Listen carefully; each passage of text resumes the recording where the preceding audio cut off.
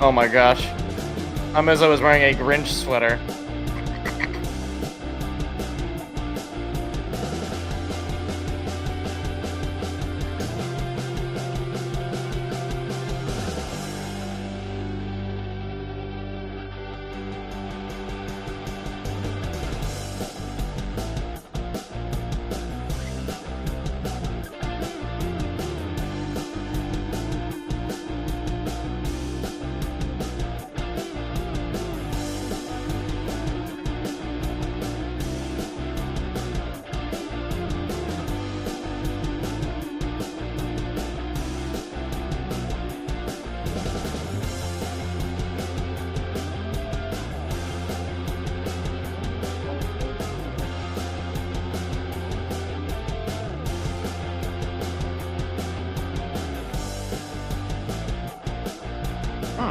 I did not know that.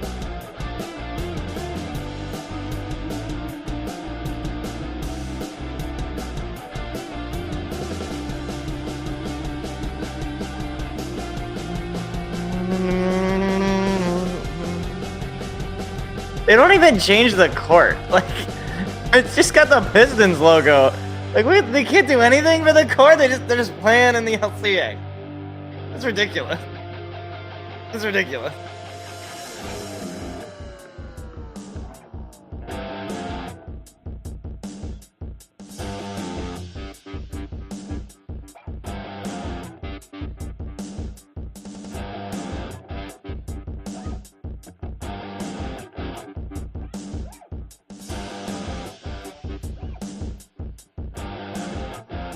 Oh, wow. You get the rebound. Oh!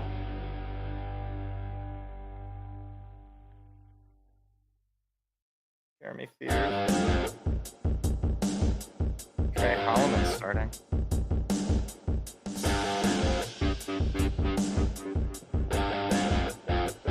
Alright.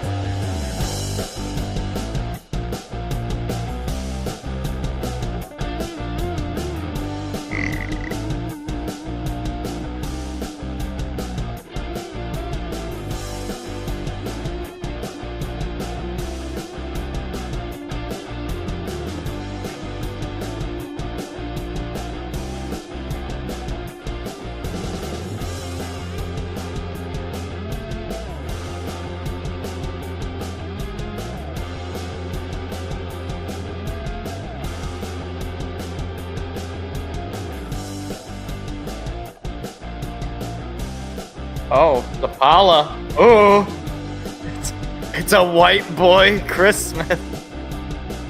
Zapala and Jackson Kohler scoring for Michigan State.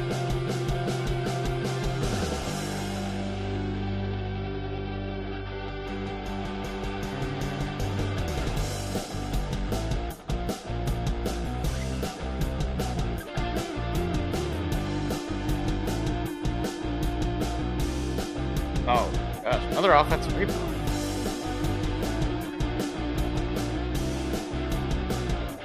Oh, blocked! But he got his own... Oh my gosh. Jeez, Oakland couldn't score in a whorehouse.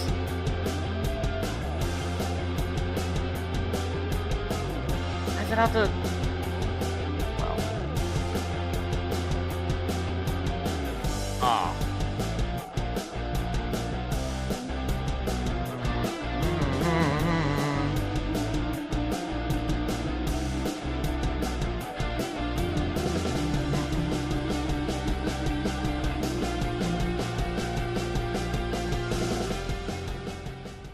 It's about I gotta say, it's the stupidest thing in sports.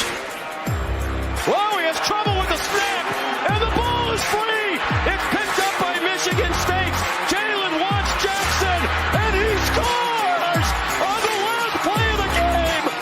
Ground ball, right side. Cabrera will cut it off. Galarraga covers. He's out. No, he's safe. Phoenix has the foul. Kumar throws it down. The break it gets it back to Goss. He's across now. Kane. Save He got him hyped up. Bob got to the throw, and it's caught by St. Greg for a first down.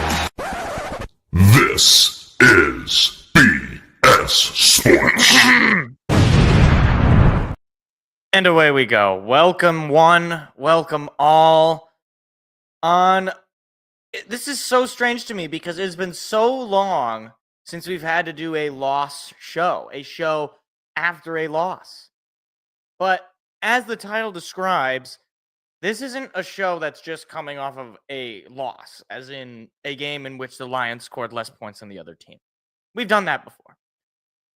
This is a loss that is far more significant, I think. Now, I'm not going to do absolute doomer, the season is over, wrap it up, just go home, because I can't say that. I don't know how they're going to look this upcoming week. We'll get to it in a second, but we got a good show. We're going to talk about this Lions game. It's probably going to take up most of the show. We're going to talk the rest of the NFL and kind of a bad week, just to be perfectly frank. Not a whole lot happened of great interest for me.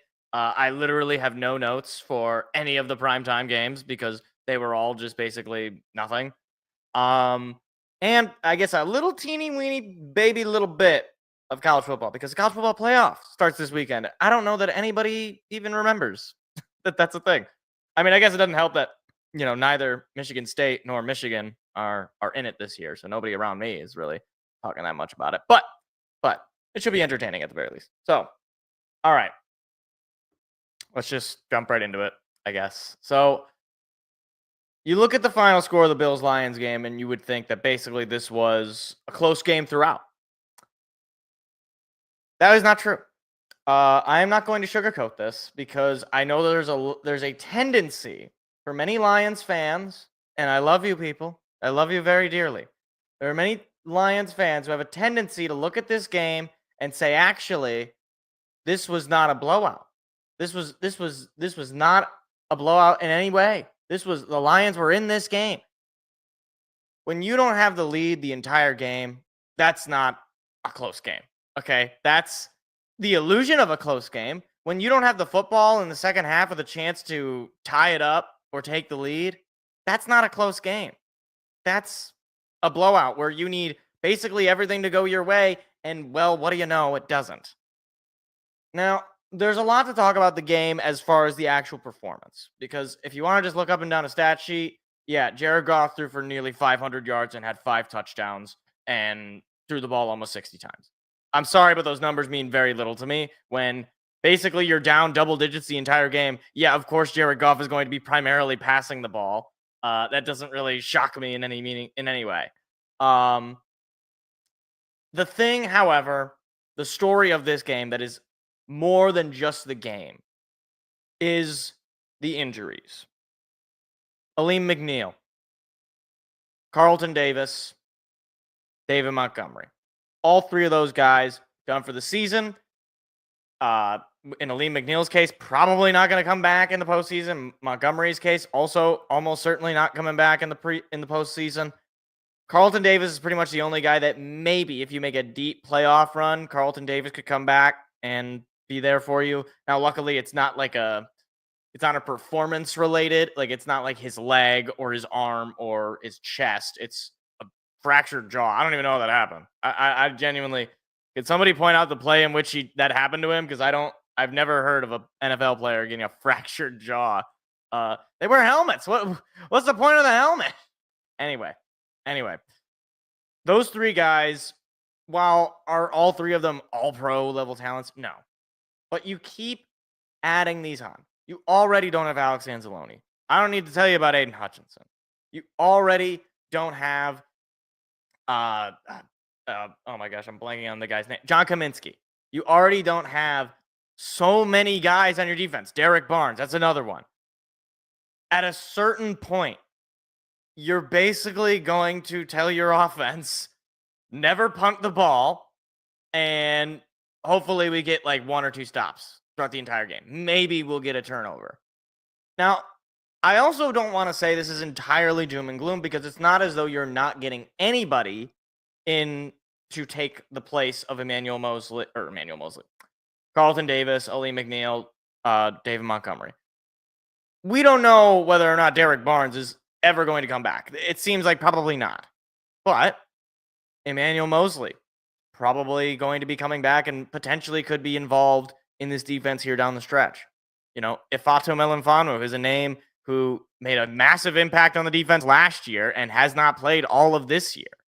We'll see if he can end up making the field here in the final 3 weeks of the regular season into the postseason. So maybe you bring in those guys, and obviously they had to go out and pick up somebody.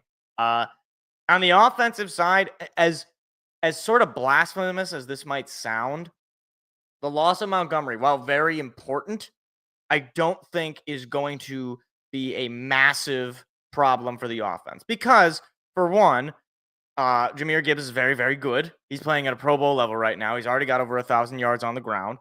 And David Montgomery, for as good as he has been the last couple of weeks, been a little lackluster. Basically since oh my gosh, let me think. What was the last game where he really went off? I guess it had to be before the Colts game. What was the game before the Colts game? I don't even remember. I really don't. Maybe it was the Cowboys game. Obviously, he went off. Either way, and this is not me not trying to short sell Montgomery. Montgomery has been fantastic. He's been great in those, have to have it downs where you're running the football. He's been fantastic. But I'm also not going to just say, okay, well, McNeil's down, Montgomery's down, Carlton Davis is down, your season's over. Maybe it is. I don't know. Like maybe this is the camel that breaks, or the straw that breaks. I always mess up that phrase. The straw that breaks the camel's back, and we kind of stumble into the playoffs here. And we've already clinched, but we stumble in, struggling throughout the month in December, and are an early exit. Now, I don't believe that is actually going to happen, just because this team is so well coached. It's got an elite offense, certainly one of the best offenses in the league. And in a way, in a sense, I knew that that team was going to lose at some point. And not I think eventually they're going to lose into the postseason. I think if they make the postseason, or let me stop. If they were to make the playoffs, I would think that they would win the Super Bowl at that point. Now, obviously, they already have clinched the playoffs. My point was more there was no way they were going to go 15-1, basically, or 16-1. That is absolutely absurd in this league to do that. The fact that the loss had to come to a team that you very well could see if you do make the Super Bowl in the Buffalo Bills does not make me feel great. Now, at the same time, I'd rather you lose this game now than lose in the Super Bowl. If you're going to lose to the Bills, lose to them in the regular season when the Bills historically have done very, very well, compared to their performances in the Super Bowl.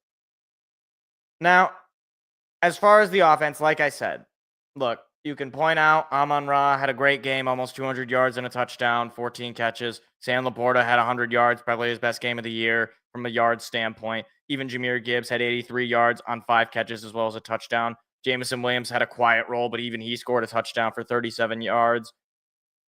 Again, these numbers don't really mean much to me because you were down the entire game.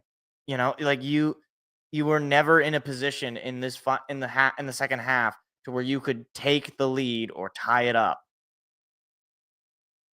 That's just, your defense is completely incapable, or was, I should say, maybe not is, was completely incapable of making a stop. Okay? That's just, sometimes you just have one of those games, and look, the Bills had it a little bit last week, and they had it a little bit this week too. The Lions really didn't punt that much in this game. They punted in the first few possessions, and maybe you think, okay, maybe if Detroit had got it going offensively early, if they would have scored in their opening drive, maybe that would have changed the way this game played out. Look, it's a game-to-game league, all right? Week-to-week league. The Bills were down last week. Now they're up this week. The Lions had been up for a pretty long time there. Now they're down this week. All right? That's the NFL. All right? There's been one team in my life that proved that wrong. And even then, at the end of it was, maybe did ultimately prove it right. And that was the 08 Patriots who were undefeated going into the Super Bowl. And that was, they were due in a sense. Now, with that being said, I do have to make this point because there was something in this game that to me just is completely inexplicable. And I have to talk about it because I think it would be doing a disservice to not talk about it. Dan Campbell, with 12 minutes to go in the fourth quarter, opted to announce and go for the onside kick. This onside kick was then returned all the way to like the 5-yard line by the Bills, and then they scored a touchdown the following play. The Lions, on that onside kick, were down just 10 points with 12 minutes to go, and the Bills, to that point, had not, had shown vulnerability, right? The momentum had been swinging a little bit in Detroit's favor. To me, this onside kick, for one, the odds of getting an onside kick in the old rules was fairly unlikely. Now with these new rules where you are announcing it to the other team, where, there is no secrecy. There's no jumping on, right? Like ordinarily, right? 12 minutes to go. You're not telling them they're going to think, okay, they're definitely going to just kick this one off. You might even catch guys looking the other way. Right? Like that could work in this era where with the new kickoff rules, there's no way that you go for that. And look, to Coach Campbell's credit, he had admitted that was, his bad. But the problem is you can't get emotional in these spots and say, "Oh my gosh, our defense can't stop a nosebleed. We got to be, we got to be risky. We got to take the chance." And I get it. You want to steal a possession. You want to make it a one-possession game. But then what? Like, let's say you got the onside kick and then you scored. Are you going to kick another onside kick? To me, if you're ever going to do the onside kick, it has to be your final chance to steal a possession. It has to be last drive of the game, last kickoff of the game. You don't want the other team getting the football back on offense, so you might as well give it a shot. Right? You can't do it where basically for a fact that you will have to give them the ball back again at some point, almost certainly. And whether that's a failed onside kick again or a regular kickoff where they're just going to, get the ball. Like, it just makes absolutely no sense to me. All right? It just made absolutely no sense. It made no sense to me in the moment. It makes no sense to me when I think it back. And I'm glad that he said that he shouldn't have done it. And I just hope that he doesn't do it again. Like, if you're down just 10 points with 12 minutes to go in the fourth quarter, you kick that ball through the uprights, all right? You let your defense go out there, and you're going to win or die by the defense because one way or the other, they're probably going to get the ball back, and I might as well pin them back as far deep as possible. So I don't want to see any of that, all right? Now, I do also want to point out, again, while this team is more than capable of winning the Super Bowl, the injuries are not nothing. So I want to go at the two sides of the fandom who are equally being foolish, all right? Start with the people saying basically the injuries are nothing, next man up, grit, kneecaps, things, okay? Grit and kneecaps does not start at defensive tackle. Aleem McNeil does, and he's not playing anymore. Now, is that to say that everything is doom and gloom? No. But it is to say that this is going to be tough. You're going to have to win games in shootouts that you otherwise might have been able to knock the doors off of. Like this Bears game next week. Look, the Bears are terrible, and they got no head coach, and they're basically just spiraling at this point. But it's going to be at their home. It's going to be freezing cold because it's late December in Chicago. Jared Goff has not performed well here before, as recently as last year. And the Bears certainly want to get that game back that they lost on Thanksgiving. It's not going to be as easy where you're just going to be like the very well, Caleb Williams could run all over you because you don't have the guys up front and you don't have the linebackers and you don't even really have a lot of the secondary in Carlton Davis and who knows, and not Kendall Vildor. What's his name? Khalil Dorsey, who also went down, who was filling in for Carlton Davis. So you're basically going to be running a secondary of, I don't know, Emmanuel Mosley, Quan Alexander, and me. Surprise. This is my reveal. I'm going to be one of the starting corners for the Detroit Lions this upcoming week. Look out for me on that day. But no, like, you basically, you're going to be put in a really tough spot in all three of these final games. Now, you win all three of these games, you get the number one seed. That's a guarantee. You have total control of this, all right? Obviously, if Philly and Minnesota lose with the games that they have coming up, then, you might not have to win all three. But you want to guarantee, go win 3 games in a row, and then go into the divisional round and win 3 more games in a row, and you win the Super Bowl. Obviously, much harder said than done, or much harder done than said. But I think it's still possible. It's still on the table, technically. It's just going to be a lot easier. Now, that's where I get to the other people who, say there's basically no chance. You have to, this defense is going to be totally ravaged. Brock Purdy, Caleb Williams, and Sam Darnold, they're all just going to make, this defense look terrible, and the Lions are going to lose out, and then they're going to be first-round exits because their defense is just so bad. I have no evidence to suggest that this team is just going to utterly collapse, all right? Let me point something out to these people. The last time the Lions lost more than 2 games in a row was 2022 when they lost to, that's right. It wasn't just 2 games. It was 5 games in a row when they started 1-6.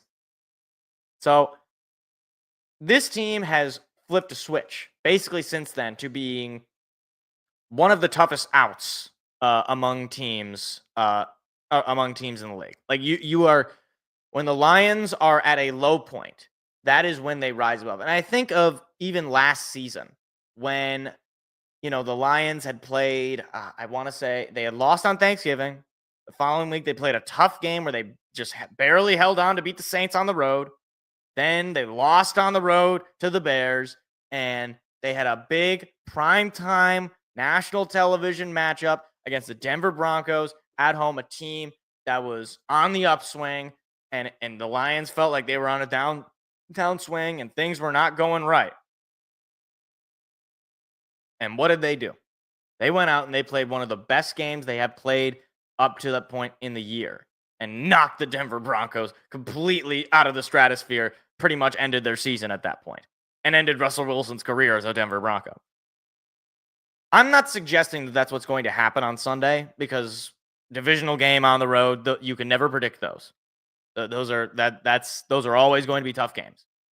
However, if the team goes out there and they perform well and they win the game in convincing fashion, I'm not saying people are going to completely flip the switch and be like, oh, the Lions are back to Super Bowl contenders, because I don't think that'd be honest. I mean, it's the Bears, after all. They're not very good this year, even if you do beat them in a blowout.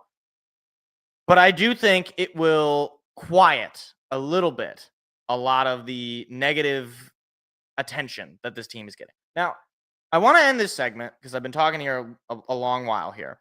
I want to end this segment with a little bit of perspective, because I was talking to a friend of mine yesterday about, it was a much more deep conversation. It was not particularly about sports, but I used a sports analogy, which is, when you're having a bad time in life, that is your entire life, right? Like if you, I don't know, I'm gonna use some basic examples. These are not personal to me. Let's say, your grandpa died or your grandma died. I don't know. Somebody in your family died, all of a sudden everything in your life sucks. Your job is worse. Food doesn't taste as good. You're fat or whatever. I don't know. Everything sucks when things are going bad. When a big thing happens that's bad, everything sucks, right? And the same applies in sports, okay? When you're winning, everything is great. Your team's amazing. They're never going to lose a game again, right? It's perfect. This is the greatest team of all time, right? But then when you lose, you start to point, oh my gosh, our defense sucks. The coach, I don't know what he's thinking. What is this? Everything becomes, hypercritical. And the reality is somewhere in between both of these extremes, right? The Lions were never going to go 16-1. All right. As much as I would have wished, and this is the guy coming from the guy who every week will pick the Lions in the pick'em. Okay. But they were never going to go 16-1. They were never going to go 17-0. There was never going to be a reality, really, and I'm gonna stick to this as much as history might look back on it. There's never going to be an NFL team that straight up just goes undefeated at this point. It's way too hard. All right, it's just not going to happen. Now, all of this is to say, I remember at the very beginning of this season when the Lions lost that game to the Tampa Bay Buccaneers at home, a playoff rematch, and Jared Goff looked awful. The offense looked out of sync. The defense, while really seemed like it was taking that next step, was not getting complemented by good offense. And at that moment, the Lions were then a 500 team going on the road against the Arizona Cardinals with a mobile quarterback and all that.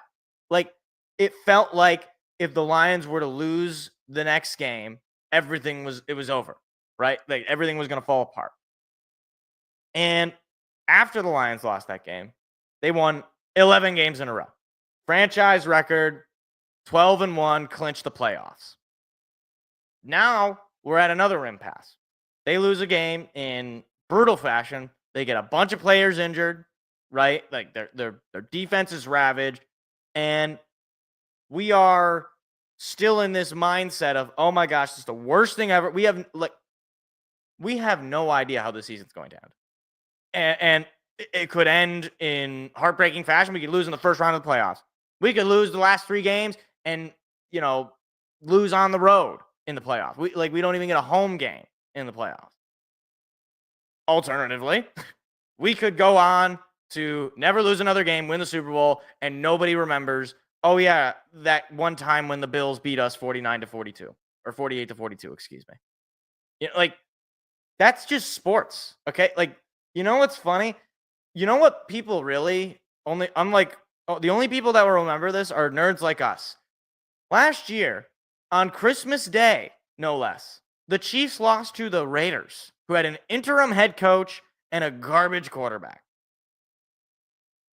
Nobody, and I mean nobody, is going to remember that game. They're going to remember Patrick Mahomes. They're going to remember that Super Bowl. They're going to remember all the amazing, blowout, performances that Patrick Mahomes. Like, nobody's going to remember that one time when they lost a game in the regular season and everybody's watching. Because at the end of it, you know what people are going to remember about that season? Patrick Mahomes won the Super Bowl in overtime. Game winner to I don't even remember the guy's name. The receiver. See, that's my point. That's exactly my.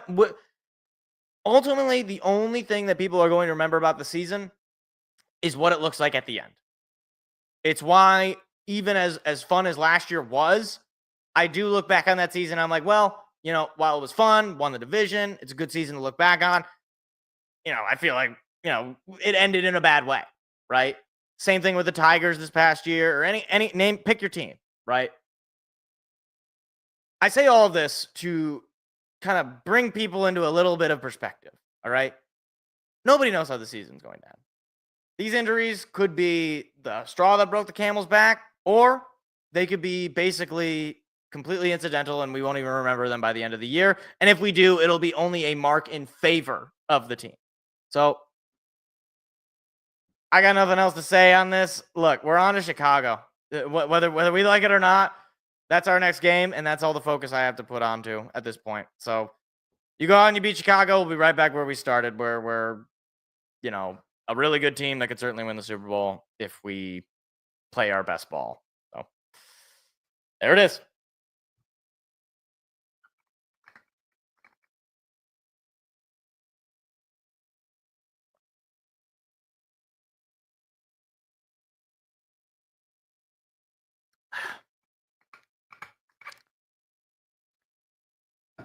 I just want to point out, by the way, Michigan State is playing Oakland right now in the LCA, and they are losing 19-18.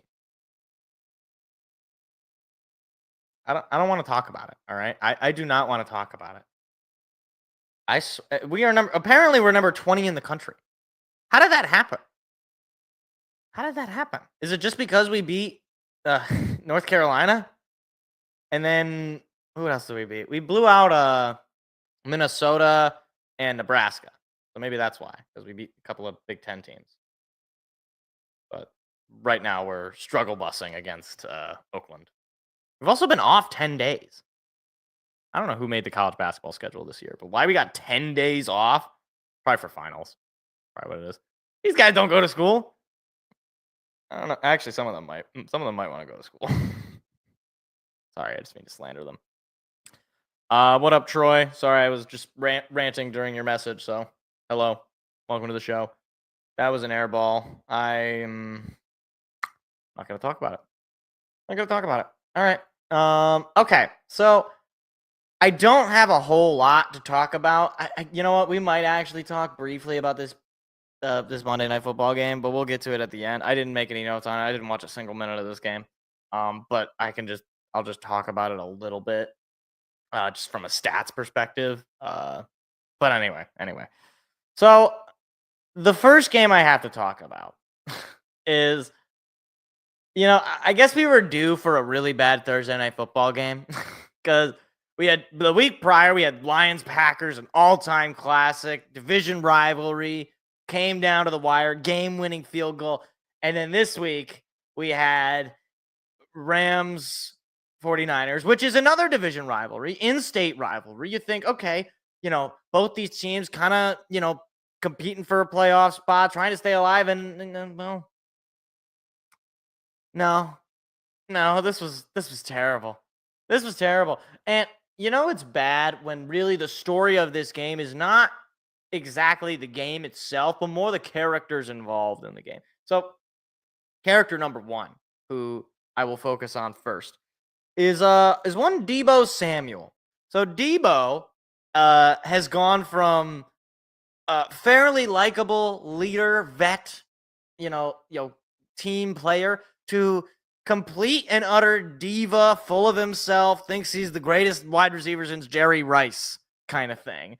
And he was just talking a whole lot of smack before this game about, they need to get me the football. I'm a difference maker. Look at me. And then, okay, well, they decide to try to give him the ball. They throw the ball to him 7 times. Okay, that's a fair amount of targets, right? 7 total targets. You can usually get, like maybe 40 or 50 yards out of that, right? Well, that's interesting. Because when I'm reading, the yards is actually 16.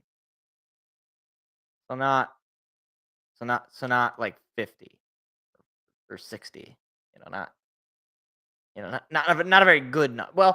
Well, he got those on just 3 catches. And this doesn't show on the box score, but he also dropped what would have been at least a first down pickup, if not a touchdown, on a 3rd and 10 in the red zone. He would have caught the ball. So Deebo Samuel, senior. Well, you better hope that junior can catch the football, because he might be a little bit better than you at this point, Deebo. It's not good. And this really sucks as someone who did actually kind of like Deebo for this last couple of years. I thought he was a really fun player to watch, really talented, and seemed like a humble guy. And I don't know, maybe the wide receiver itis that just makes wide receivers lose their minds, it finally got to his brain. And so now he's just a total diva. He can't resist. And I do like to see that George Kittle is getting meaningless stats. Wonder if his annoying wife is gonna be interviewed about how terrible the team is around him and how great this is for everyone involved, that they don't have to deal with his annoying wife. I'm sorry. This is all just criticism based on that wide receiver show, which was very good by Netflix. But some of these players' wives, I need less of them. I need more of Kirk Cousins' wife. She was wonderful. She was so wholesome. She wasn't annoying. She loved her husband. I want more of him. I want more of the Cousins' wife. I want more of Kirko's wife, not annoying George Kittle. I don't remember Deebo Samuel's. I don't think it was his wife. I don't know. She didn't do anything that I was annoyed with. I don't remember. He was pretty enjoyable in the show. Yeah. Deebo was washed. Yeah, he just kind of is. The whole 49, they got eliminated from the playoffs in this loss. I think maybe not this loss exactly, but I think they are eliminated at this point. Could be wrong. I'm pretty sure they're eliminated.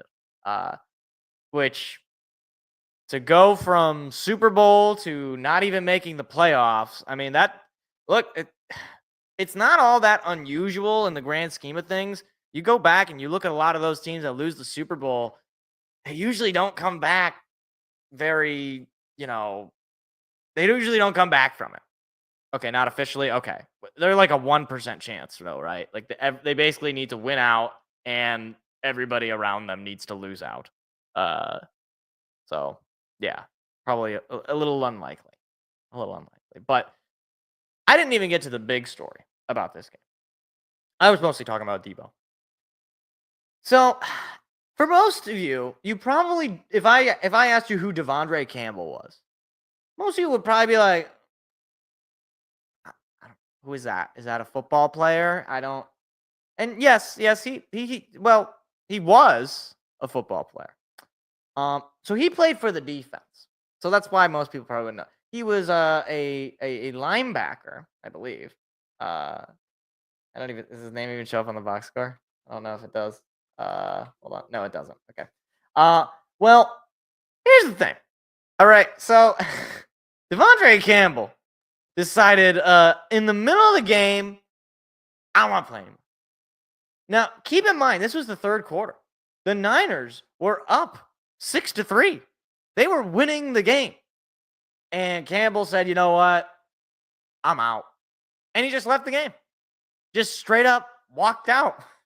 Now, I have been around the NFL and watching the NFL for a very long time. Pretty much my whole life, in some way, shape, or form, I was absorbing NFL-ness. Whether it was playing the Madden video game as a kid or, having it on the TV in the background with, my brother was watching or my dad was watching it or whatever. And there's been one other time that I can recall where a player in the middle of the game just left. And that was Antonio Brown. However, I'll give Antonio Brown a little bit of credit because Antonio Brown is insane. So, I expect him to do insane things. Devondre Campbell, from what I can gather, is not mentally insane.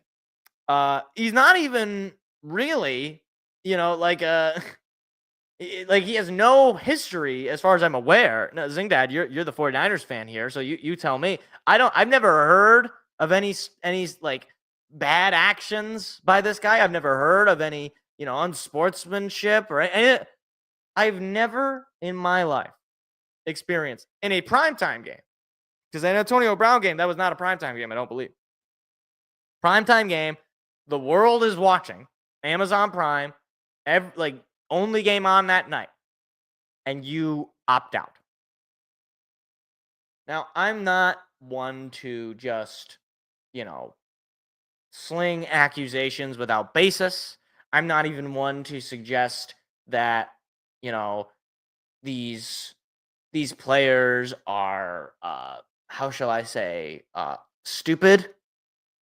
But Mr. Campbell, Dre, if you will, Devondre. I don't. What do you want me to call you, Vaughn? With all due respect, sir. Hold on, I got the perfect drop for it. Is the man retarded? What are you doing? Just leave. Like, if I had an opportunity where basically all I had to do was play a game, and I could win millions of dollars, I could be bad. I could be mediocre. I could even be pretty good. And I decide in the middle of a game where the world is watching, I am going to just leave and forfeit potentially millions of dollars, generational, changing money, wealth that your grandchildren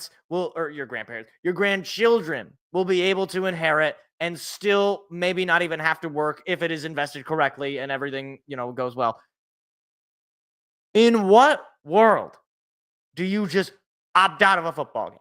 I've seen teams quit, like when the Lions played the Jacks. I've seen that team quit, right? They were done.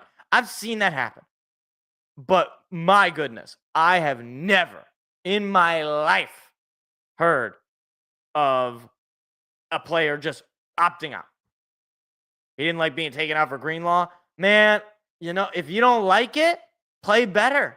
Like that's what's so crazy is that's like, okay, even if you're a practice squad guy, even if you're a backup you're still making like hundreds of thousands of dollars, right? Like he wasn't making chump change. What's the salary minimum in the NFL? Like $700,000? like seriously. Hold on. I'm looking this up right now. Minimum salary NFL. The minimum salary in the 2024 season is $795,000. I don't want to play anymore, coach. Like, what do you mean you don't want to play? I go out there and get my, foot misplaced.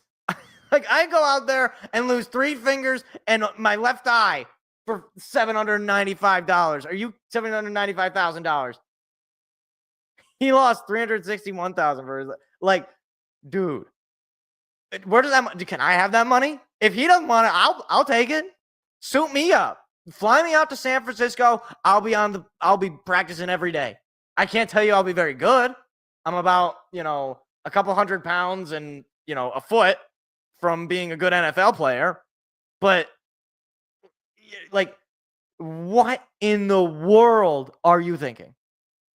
You have to not be thinking, basically. Like, there's the old cliche that athletes are just really dumb, right? Like you have the jocks, and the jocks are kind of, they get all the girls, or they're really popular, but they're not really smart. And then you have the nerds, and the nerds, long term, theoretically, they're more successful, right? They make a lot of money, they invent things, they do interesting stuff. Whereas the jocks, eventually, they just flame out unless they make the NFL. This is a rare case of somebody making the NFL and failing somehow because he's that stupid. I have no words. And I know I just said a bunch of words. I have no words for this. Like there's nothing I say will explain just how unbelievably stupid that is. Like, it'd be one thing if you were on the field and you just weren't putting a full effort. At least you're on the field and nobody can prove that you quit, right? Like it all would just be sort of happenstance. All you have to do is go out there and not be a complete moron and not say that you quit. So that was the story of the week, basically. And I know it kind of like went out of favor once the actual full week started on Sunday. But man, I was floored when I heard about. I was like, because I didn't watch this game, or at least not the full thing. I was like, wait, what do you mean he just like stopped? Like he left? Like he just left the building? I've never seen that. I've never in my life seen that. A guy just leaves the building. I do not want to work anymore. I'm going home. Yeah.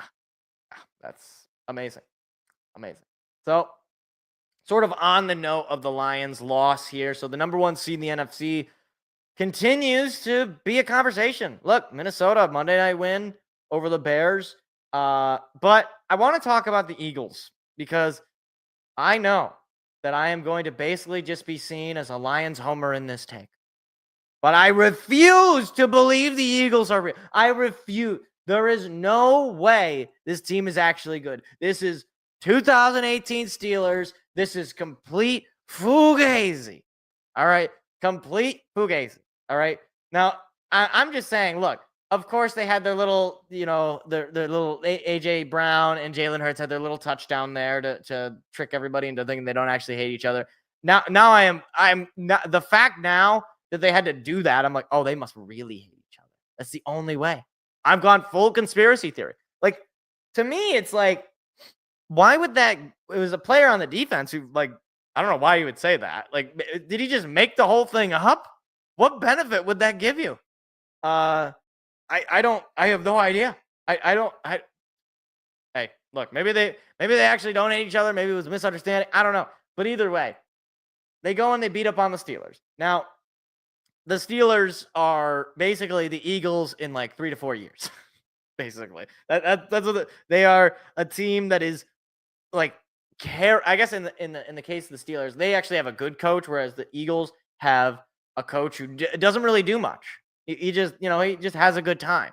Like for Philadelphia, okay, you go into the second half only up, and I hate playing this game a little bit, but allow me to play it for just a second. You're up just 3 points or 4 points, 17-13 at the half. All right. So a good team, you would think, in the second half would be able to, let's just say, I don't know, score some points. Maybe get on the board, maybe make them sweat a little bit. But a bad team would do not that. The Steelers, for as, entertaining as they can be, as well coached as they are, and as consistent as they are, they're not an amazingly good team. And the Eagles get to beat up on them. And I just go up and down their schedule, at least since this winning streak has started. And it is just team that, like, the most impressive win, you could probably say, was that Ravens win. But even that game was ugly, right? Ravens don't play their best game. They lose by 5. Eagles do seemingly have a good defense, but I just do not believe that this is actually a consistent enough product. And I know that's funny saying that, given the fact they haven't lost a game since they lost to the Buccaneers all those weeks back.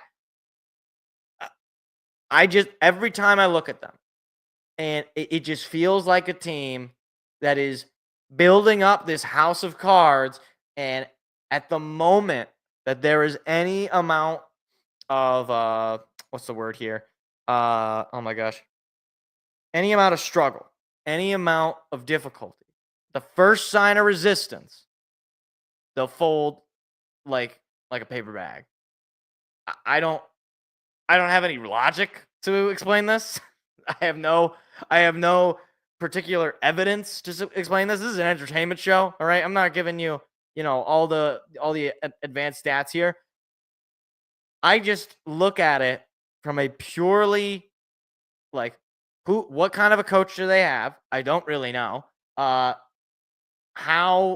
What is actually happening in the games, and it's winning games in ways where the other team just doesn't show up, really. Like, again, I just go up and down. I mean, yes, you beat up on the Panthers, a team that you probably could have beaten by 40, but opted to let them stay in the game for a little bit. That Ravens win, I should say. Close one. Ravens decided they didn't want to play football that week. The Rams win. That was a decimated Rams team at that point. You got the Commanders on the road this week.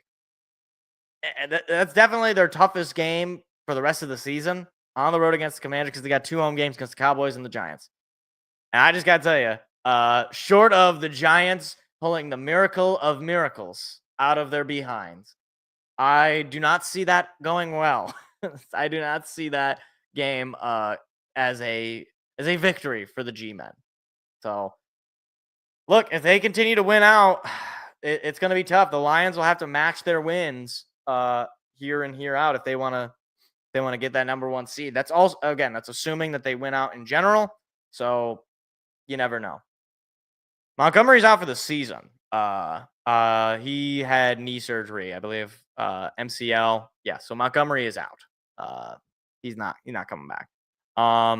And we already talked about the onside kick thing, Dad. Yeah, I got no explanation. I think it was a stupid decision. It obviously didn't work. Even if it did work, I mean, I don't, out of pure luck, that's just whatever. I'm not going to complain about it, but it would not be a strategy that I would embrace. Now, on the other end of the number 1 seed chase, I got to talk about these Vikings. So, similar to the Eagles, however, this is a team with a coach with whom I have great respect. The Minnesota Vikings are one of the more underrated teams purely from a coaching perspective. Sam Darnold has completely resurged, right? He's gone from basically castaway to being a very high-end quarterback. Right? There's no way around it. Is he, like, amazing? No. But he's consistent. He'll give you good play. And he's largely not going to lose you the game. Or at least he hasn't lost the game pretty much all year. If they've lost a game, it's a team effort. It's basically the entire team loses the game, not just him. When I flick Would I flip Brock for Sam? I think you're basically flipping. I think it's like Spider-Man meme a little bit, to be honest with you. Probably I'd roll with Brock just because he's younger. So you think he might have more years of quarterback play to deal with. Whereas Sam Darnold, maybe this is the peak of his performance, and maybe he's really only a product of his team, which I mean, he can't help it. There's no way to know that. But basically every quarterback that has played for Minnesota has over the past couple of years, especially under Kevin O'Connell, has looked pretty good. At least at some points. I mean, what's his name? The astronaut guy. Oh my gosh, I can't think of his name. I can't think of the guy's name. What is? Oh my gosh, the bald astronaut guy, Josh Dobbs. Josh Dobbs. He comes in and he looks pretty good. Now, obviously, it faded. Even Nick Mullins. Nick Mullins last year for the Vikings. He put together some pretty good performances in terms of yards. Now he turned the ball over a lot, but he was putting a lot of yards on the field. Anyway, the story more about in this game is not really about the Vikings. Yeah, they won the game. They beat up on the Bears. It is the Bears. That's the story. I got to be honest. All right. I didn't think the Bears would be good. I thought they'd be a mediocre team. I did not think the Bears were going to be staring down the barrel of Ofer on the road and 4-10 going into the second divisional match against the Lions. I have seen bad football teams. And then I have seen the Chicago Bears, who were built up in complete nothingness. Like I've never seen a team that was like hyped up to such a degree without any actual like tangible evidence that they would live up to that hype. Like they hadn't had a winning record with Matt Eberflus up to that point. They hadn't really ever had any long stretch of consistently good football. They bring in a new quarterback who was a rookie who didn't even have that great of a season last year with USC, but was considered the number 1 overall pick. Can't miss prospect. He's so amazing. Oh my gosh! Look into his beautiful eyes and see how amazing he is. And once again, he plays another terrible game. He has a strip sack that I don't know if it went for a touchdown, but he's basically just a sack machine. Now, that's not entirely his fault. His offensive line sucks, so he can't prevent that. But again, you're putting this guy in the worst spot ever, and he cannot live up to that hype. He's just not going to. At this point, his confidence is completely shot. Whoever you bring in, he better be the single greatest quarterback coach, offensive coach that can just somehow bring him back from the dead, a la maybe Bryce Young this year with Dave Canales. But what evidence do I have to believe that the Chicago Bears are going to be the ones who can do that? They have never, in my lifetime, in your lifetime, ever had a good quarterback. Even when they won the Super Bowl, their quarterback was not that good. They have just never been the team that developed the quarterback. And look, I understand that things can change and you can bring in new guys and new personnel, and you can't blame past lack of success for current lack of success. But again, it's like when every other quarterback seemingly around this class, right? Like when Jaden Daniels is on a team that could make the playoffs, if they haven't already clinched it. When Bo Nix is on a team that could make the playoffs if they haven't clinched already. I don't know what other clinching scenarios are. When, every other quarter, and Drake May, who's on a terrible Patriots team, is showing more signs of good quarterback play than Caleb Williams, who has, for all intents and purposes, a competent wide receiver room, who has, players who can certainly help. Like, it's certainly a lot better than Drake May's wide receiver room, is it not? Keenan Allen is an adult in the room. DJ Moore is an adult in the room. Rome Odunze is a nice wide receiver prospect. Cole Kmet is a solid tight end. And DeAndre Swift is a decent running back. Like, none of these guys are superstars. I'm not suggesting they are.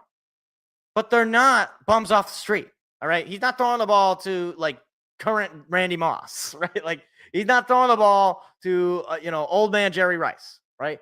He's throwing the ball to guys who, as early as a couple of years ago, were playing in playoff games. In Keenan Allen's case, or even in DeAndre Swift's case, just a couple of years ago with Detroit, he was on a winning football team. Like these are not has-beens or nobodies. These are guys who've been in the league for a pretty long time.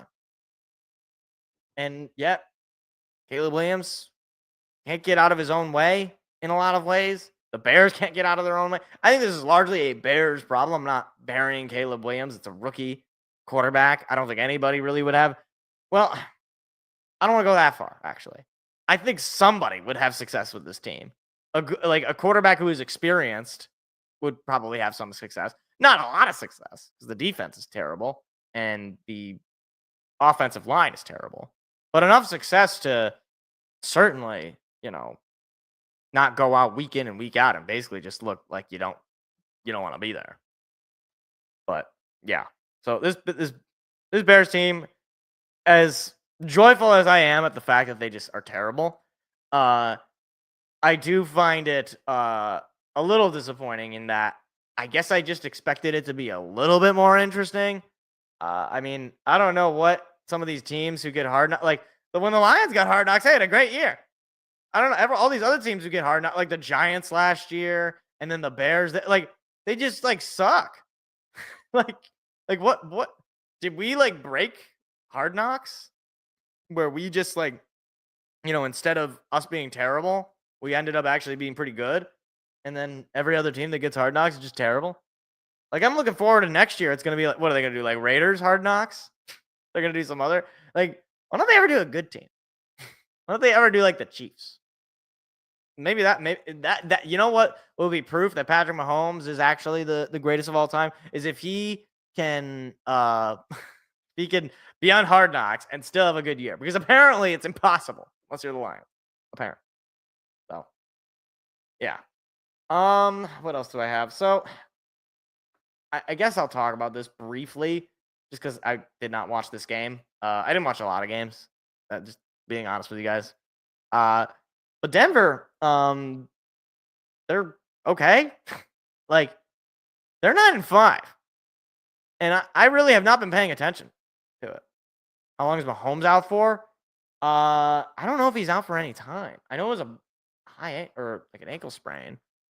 Patrick Mahomes injury. High ankle sprain.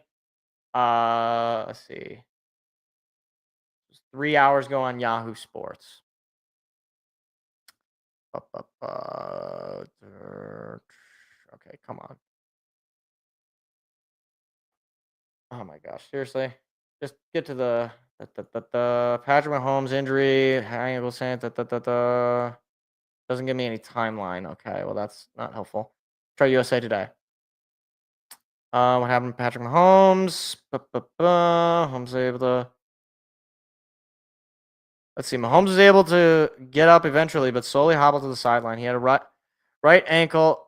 He had his right ankle heavily taped on the bench and was ruled questionable to return. Backup quarterback. Okay. Injury updates. He was listed as a full participant in Tuesday's practice report, so it doesn't look like he's really going to miss much time. Also reported his ankle injury wasn't as bad as the high ankle sprain he suffered against the Jacksonville Jaguars in the 2023 playoffs. The ankle had responded well to treatment ahead of Tuesday's practice.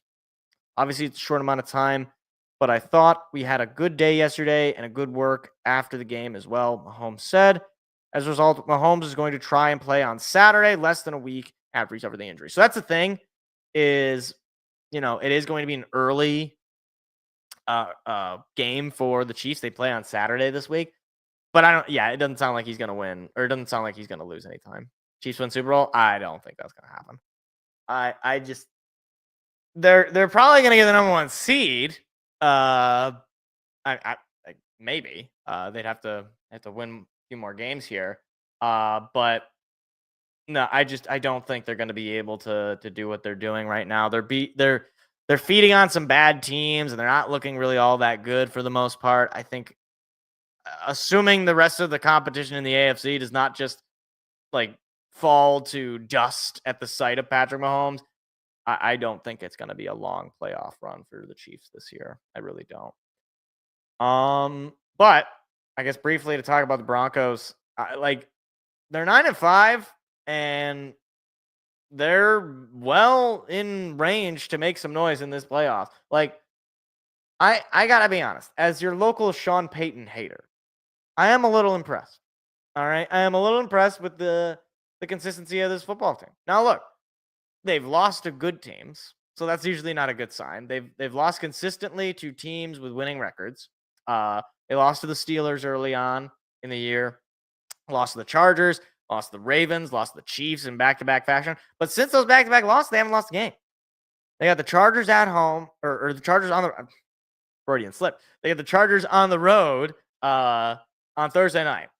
And that actually could be a pretty good game as far as like two pretty similar quality teams up against it. But they also got to play the Bengals on the road. Well, the Bengals don't have a defense, so maybe Bo Nix will feast. And they still got the Chiefs to end the year. So I think they're probably going to make the playoffs if they haven't already clinched. The question is then, are they going to make noise in the playoffs? And while maybe they're going to be a tough out, I don't think they're going to make too much noise. But in an open AFC, I don't want to completely write any team out.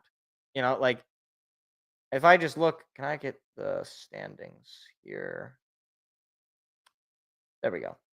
I want the standings here in the conference. Like your top 3 teams right now in the AFC are the Chiefs, number 1, 13-1, the Bills, 11-3, and the Steelers, 10-4.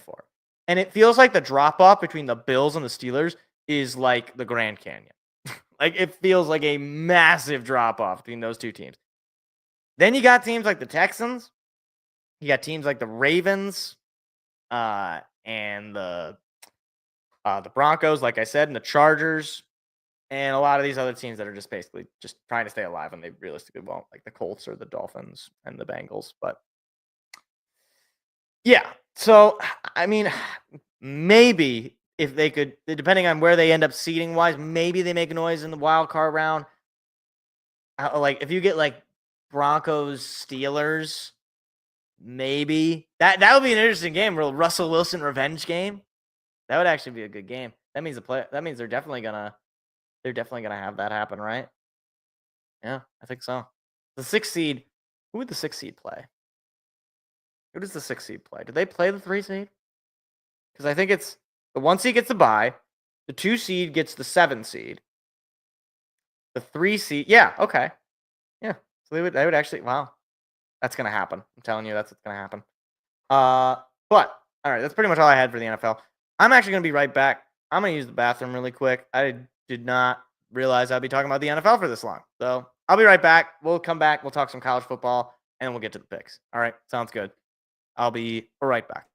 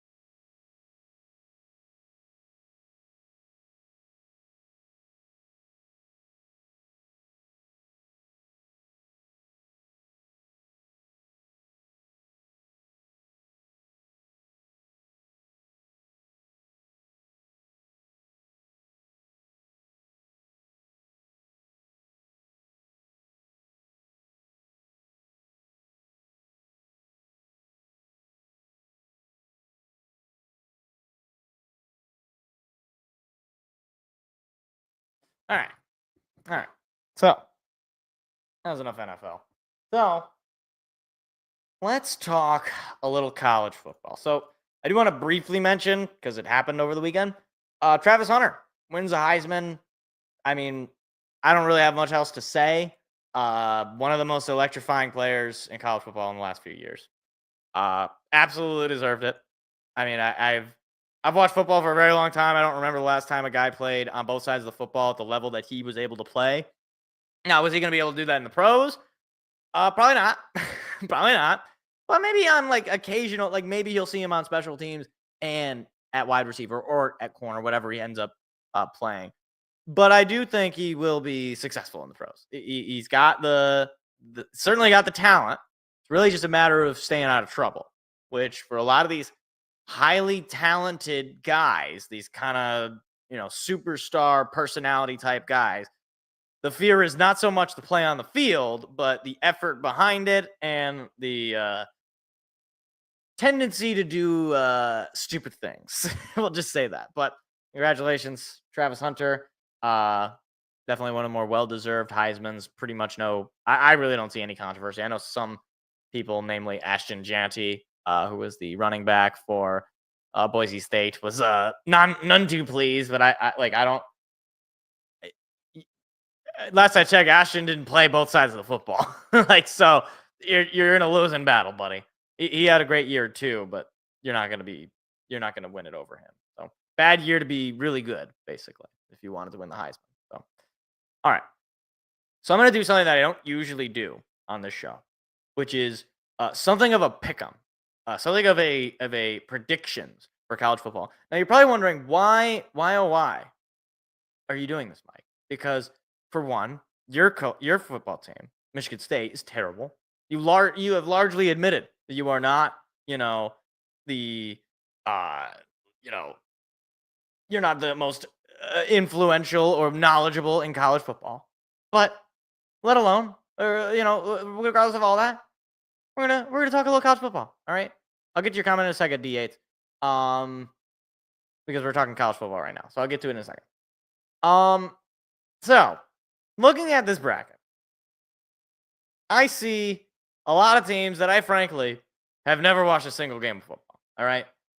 When I tell you I've never seen SMU play football, I mean that. I mean that in the sense of you could literally bring the entire SMU team into my apartment right now, and I wouldn't know it. You could just bring in total strangers, say they were the SMU team, and I believe you. So that's why I am incredibly qualified to make these predictions entirely based on my own biases with absolutely no evidence to really substantiate any of the claims I'm going to make. It's going to be entirely slanderous. It's going to be entirely nonsensical, but that's part of the fun. So we're only going to do this week by week. So I'll just start with that. So I believe, yes, the first game is going to be this Friday night. Little Indiana, Notre Dame, little in-state playoff game. Notre Dame, the Fighting Irish, hosting the Hoosiers. So, in my life, for the most part, Notre Dame has done a lot of losing, largely. They've done some winning, but most of the time, they in the big stage, they lose games. So, my thought is, while Notre Dame is very good this year, obviously. I mean, the number 7 seed is, in a non-conference. But Indiana is the chaos that I desire in college football more than anything. Because I have made it clear. I do not like this playoff. I don't like I don't like the fact that there is a playoff. But since there's going to be a playoff, well, gosh diddly darn it, I want it to be the most chaotic, nonsensical, complete, unpredictable, travesty. I want it to be like the nightmare for the networks, basically. I want it to be like the smallest of small markets to succeed. That's what I want. So I want Indiana to win this game. I think they very well could win this game. Notre Dame lost to Northern Illinois this year, right? I think it was Northern Illinois. I don't know which one it was. It was Northern Iowa, Northern Illinois. I don't know. It was one of those Northern I states. I don't remember which one. But they lost to them. I remember that. So I don't think it'd be crazy to say that Indiana could win this game. I think either way, I think it should be a good game. I really don't see it's going to be a blowout. But yeah, so that's just that could be fun. That could be a fun game. Then we get to Saturday, which starts with a noon matchup between the aforementioned SMU and Penn State. Now, if you are new to this show, you might also know, or you may also not know, that James Franklin is my personal rival in life. Like me and James Franklin, I don't know him personally, but if I ever did meet him, I would give like a long Shakespearean soliloquy about how much I despise his being. So for that reason and that reason alone, he's probably gonna win because I can't be happy. I have to be. I need him, or I play the long game, right? He wins his little playoff game. You know, Penn State's favored by 9 points, -8.5 on ESPN bet. Whatever. He wins the first ever TNT college football game. I don't know if that's true. I think that's true. It sounds true. So he wins this game, and then we'll get to it next week. And he plays Boise State, and have mercy on the Penn State fans if he wins that game. Oh, he's gonna be in the Final Four. You're gonna be feeling good. Maybe this is the year. Maybe this is the year. Just wait on it. Just wait on it. That's all I got. Moving along. Tennessee taking on Ohio State. Now, again, if you are new to this show, you may not know that my second biggest rival is the newly emerged form of Ryan Day, which is the Ryan Day who is incapable of beating the University of Michigan. Literally, like, even though he did beat them that one time, since that one time, he is incapable. I don't know, he like gave up on life. I don't like, he doesn't know what to do. He just sees the big block M and he doesn't know how to coach. He like turns his eyes off. He turns his brain off. Everything's bad. So for this reason, he's probably going to win this game to give Ohio State fans a little bit of hope because he's not playing Michigan. Luckily, it's a block T this time, not a block M. Now, I'm not an alphabetologist, but the letter M is a little different than the letter T. And the other thing, too, is, so I just found this out. So Tennessee is the Volunteers. So this should be a pretty easy game because they're playing Volunteers. I don't know how they even got into the playoff. These are I want to know who the actual players are. These are the Volunteers. So, yeah.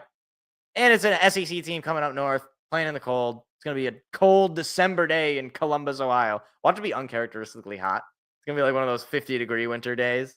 It's not actually, yes, the 21st. That will be the first day of winter. Wow. Has the SEC ever come up to play a game in the winter? I don't think they have. Maybe in like the 40s when like everyone was going to war. And then finally, I guess not finally. I guess I did these sort of out of order of when the game is going to happen, but that's just how the bracket goes. Finally, I'm going to talk about the Orange Off. All right?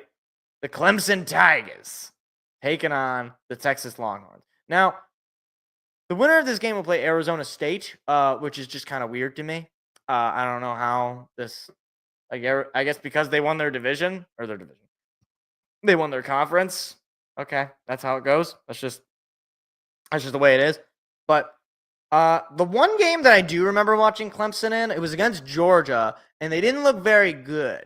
So that to me is pretty much my entire basis for my feeling about Clemson, which is that Dabo Swinney is pretty much like Tom Izzo of college football, whereas he's just sort of riding on the coattails of success, albeit his success was much more recent than Tom's, at least national championship wise.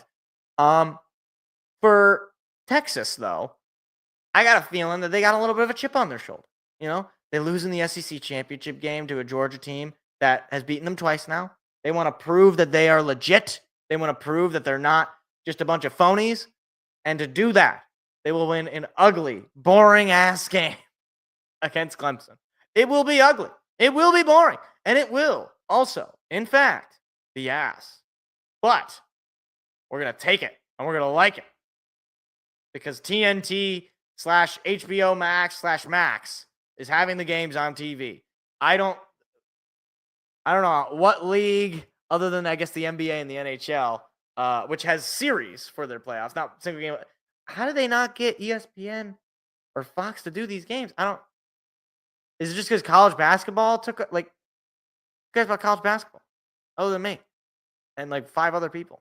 So either way, joking aside and sort of bantering aside, I am curious to see how this actually turns out, especially with some of these kind of traveling games. Now, the Indiana Notre Dame game, not exactly a travel game for either of these fan bases, but Tennessee Ohio State, that could be an interesting one.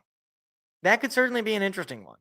The other games, though, as far as traveling, you're probably not going to see anything too crazy. You got Clemson going to Texas. It's going from warm to warmer, so I don't think there's really going to be any problem there. SMU coming up to Penn State, maybe. I mean, they play in the ACC, despite the fact that they're not on the Atlantic coast. But this will probably be the coldest environment they've had to play in. This is really just going to be a test of like how actually true is it that the SEC is just leagues and leagues ahead, that it actually wouldn't matter if they played in the cold. I think we'll see. Like, I think the reality is that it will actually be pretty tough for them, or at least for these Southern schools. The only SEC team that I see losing this weekend, though, is going to be Tennessee. But that doesn't. The rest of the games just go into neutral site. Right, they go to the Peach Bowl, Rose Bowl, Fiesta Bowl, all Sugar Bowl. So, yeah. So there you go. There's your little college football playoff preview. I got nothing else. I hate this whole thing, but again, I'm rooting for chaos. So I want a Final Four of Indiana, Penn State, Oregon, and you know what? Let's do Arizona State. Why not? That's your Final Four. That'd be hilarious. 3 out of the 4 teams in the Big Ten. That'd be funny. That would be really funny. All right. So D Yates left a comment here. So we got to read this. We're going to show it to the class. Is this going to be another, quote, the Lions have a ton of injuries, and that's why the Bills won, and that's why Josh Allen looked good video? If so, newsflash. The NFL fans as a whole are sick of it. Well, I hate to disappoint, because I'm sure you were hoping that it was going to be that video, that you could get on your high horse. It's not that video. I didn't even really talk about Josh Allen the whole game or the whole show. But I'm glad you came in to write that comment. That was very nice of you. I don't know what indicated that was what you thought this was going to be about. Maybe this is your first time here. I can see you're not even in the chat anymore, so who am I even talking to? But I appreciate you for coming out and listening in, giving me a shot. All right? But maybe next time, actually wait until somebody says something objectionable before objecting to whatever it is being said. But I don't know. Bills fan, I'm assuming. Maybe not a Bills fan. I don't know. I don't know what the emotional status is of somebody would just randomly leave that comment and then just leave. That seems a little strange to me.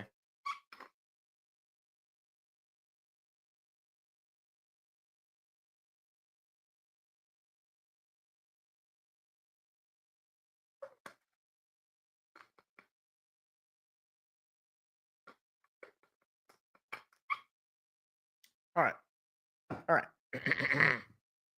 So, I guess we're at that point in the show, right? Yeah, I guess we are. So, for those of you who are new here and you don't know what this time of the show is, well, now you will. It is indeed, indubitably time for the picks. Hit the music.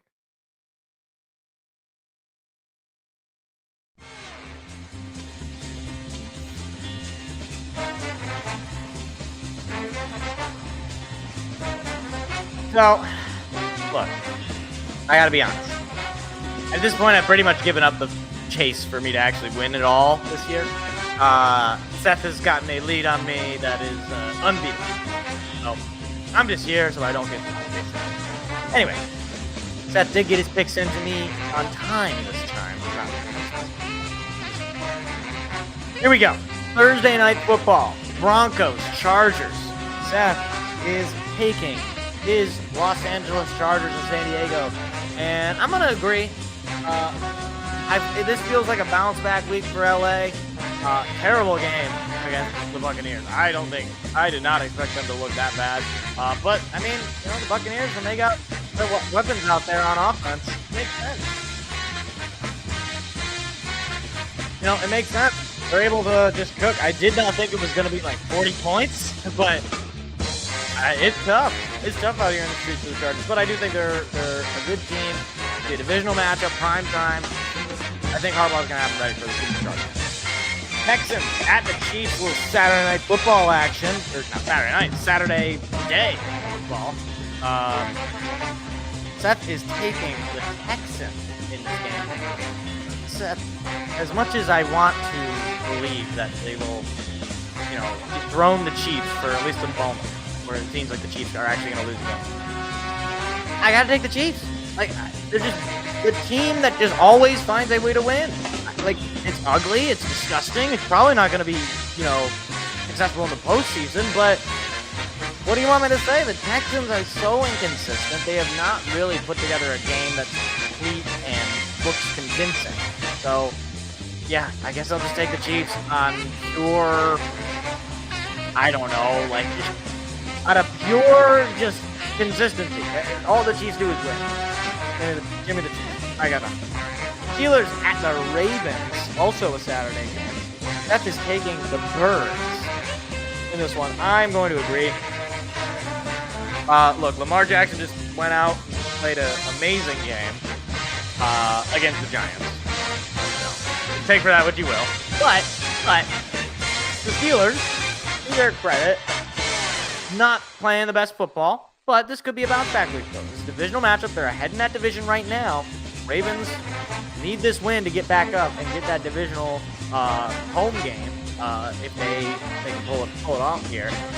Kind of funny, the Ravens went into this year as Super Bowl favorites, and they're still there. It's still there for them, but I don't know. I do have them winning this game though. Either way, it seems like the Steelers might be on a downswing, despite the fact it's a divisional game. It really could be anybody's game, but I'm gonna take it. Giants at the Falcons in what others call football hell.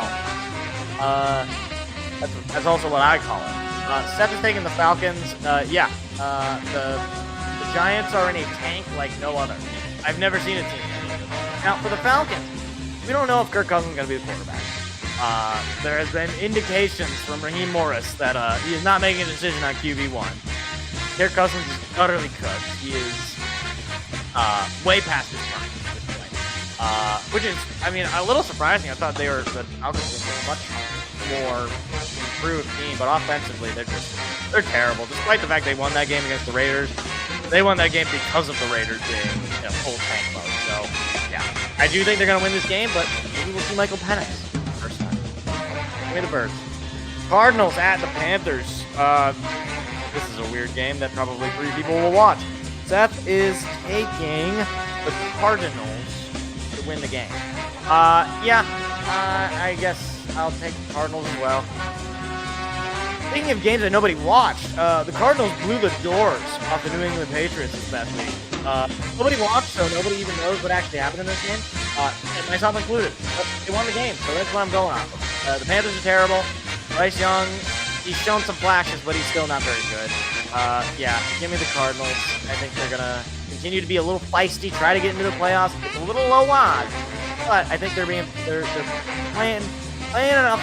They have time, right? They can get in there. They just got to play perfect football. That's easy, right? Lions at the Bears. Seth is taking the Lions. There it is. You know what I'm taking. Taking the Lions. Now, this might just say more about the Bears than it does about the Lions. The Bears is spiral mode. There is not a whole lot of hope for them right now. Their interim coach is not given any spark to them whatsoever. And on the other end, the Lions are very good coming off of losses. They have not lost back-to-back games since 2022. So give me the Lions. Finish the sweep on the Bears. Get a chance even to sweep the division. They beat the Bears. All they got is that final week against the Vikings to sweep the NFC North. I don't think they've ever done that. That'd be crazy. But anyway, give me the Lions. Give me the Lions. Titans at the Colts. Ew, yuck. I don't like any of this. This is terrible. That's the thing in the Colts. Yeah, I'll take the Colts. Will Levis is done. It was a fun time. Fun while it lasted. I remember, I don't remember actually what, I think it was 2022, I believe.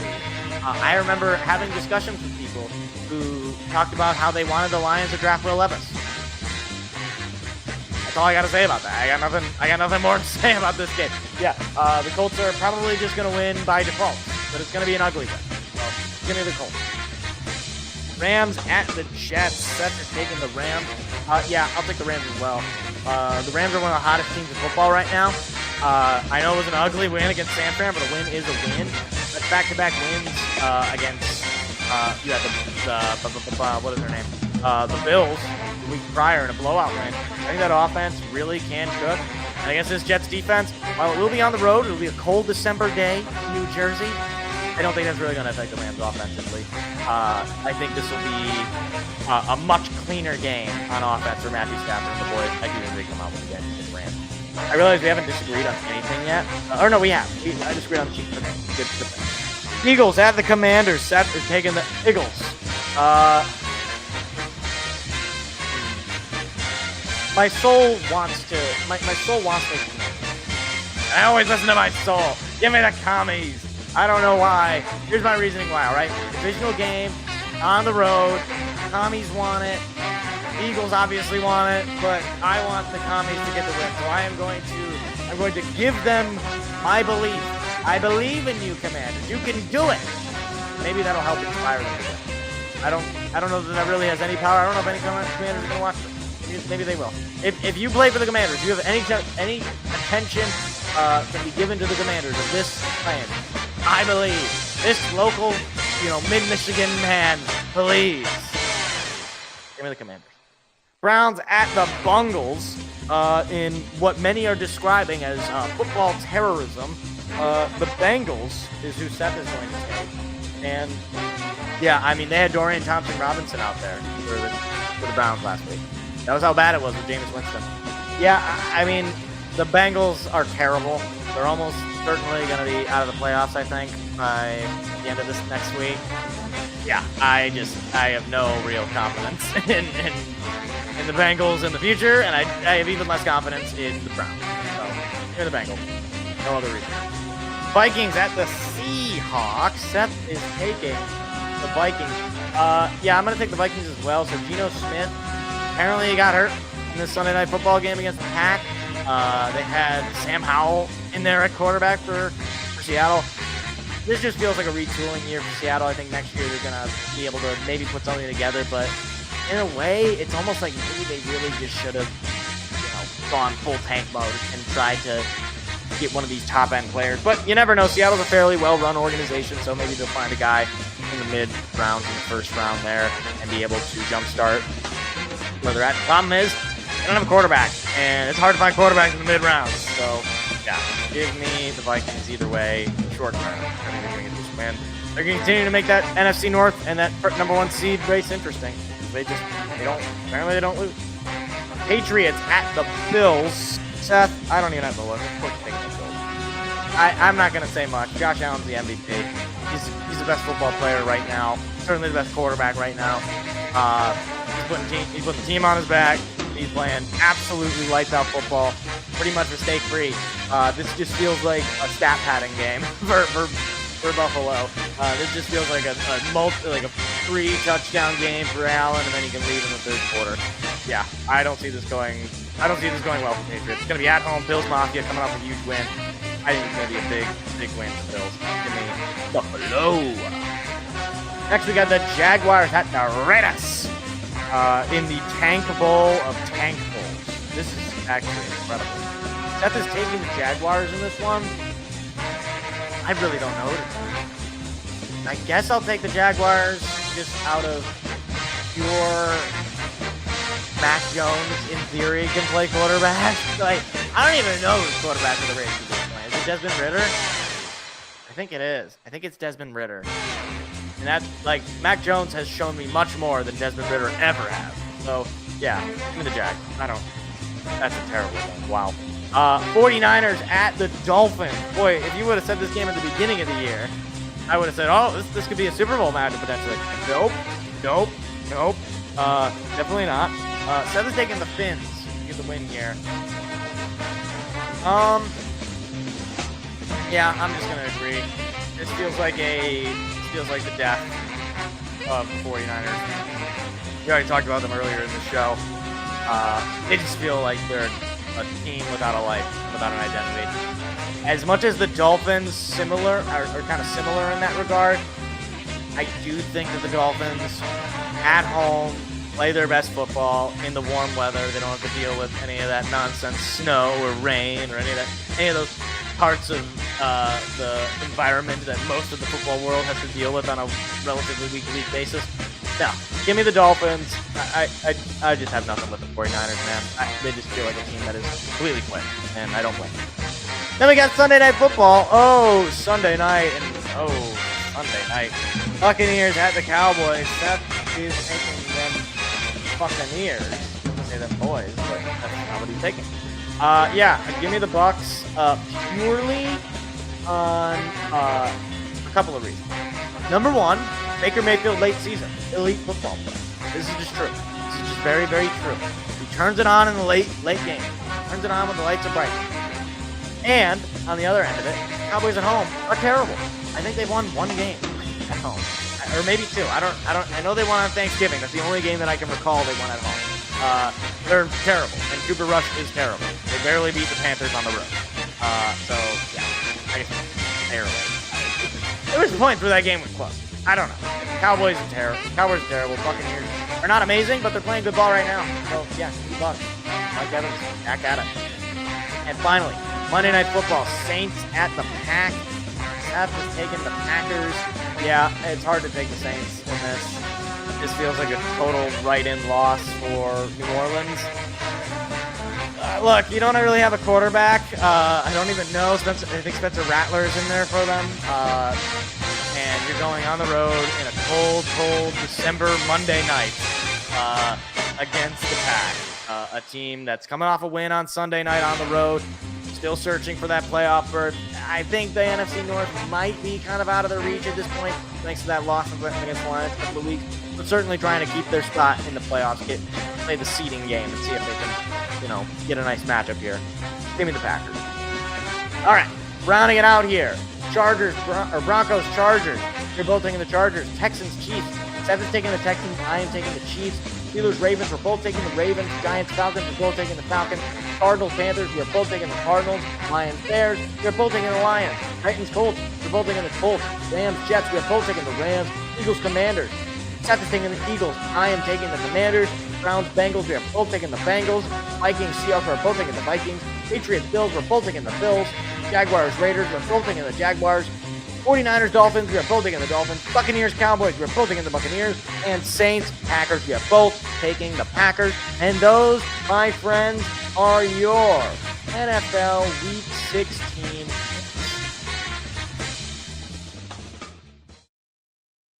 And that's the show. So, all right. I got a little bit of show notes ahead of where we're at. So, first things first, Sunday, we will be live for the Lions-Bears game. That game's at 1 o'clock, so that's an early slate game, so we'll be live for that. Secondly, though, so in case you haven't looked at your calendar, next week is Christmas. So Christmas Eve, I'm out. All right, there's not going to be any show on Christmas Eve. I'm going to be out of town. I'm going to be gone. All right, so I'm not going to be able to do a show on Christmas Eve. I'm unsure if I want to do a show maybe that Thursday, or potentially that Friday. I'm not really sure if I want to do that. It's sort of a little late in the week. You're already into post Thursday night football. Maybe we could talk about it at that point. Not totally sure if I want to do that. Either way, we'll go from there. And then the following week, the Lions have Monday Night Football, and then it's New Year's Eve. So I'm unsure as to whether or not we're going to do another show like that or right after that. I could do a show during the day. I'll keep you guys in the loop one way or the other as, it gets closer and closer and I decide on what exactly it is I want to do. But But just wanted to keep you in the loop there. We do have a couple more, or I guess 3 more total NFL games, a couple more in this calendar year. But because I'm uncertain as to how many shows we got left here in the year, if this is the last show of the year, I wanted to thank you guys for another great this will be the first full calendar year, I believe, of BS Sports, because we started the show in May of last year. And so we went from January then onward, obviously. Is that rain? Oh, okay. I thought I heard pouring rain. But first full calendar year of BS Sports, we're only a couple of subscribers away from 300 subscribers, which I think is pretty crazy. So spread the show. Hit the subscribe button if you haven't already. Hit the like button if you enjoyed. Clips will be coming out tomorrow. That's all I got. I'm going to go out and edit these clips, and I'm going to watch Michigan State hopefully not blow this game against Oakland. So have a good night, everybody. I will talk to you guys on Sunday for the Lions-Bears game. See you then. Goodbye. Have a good night.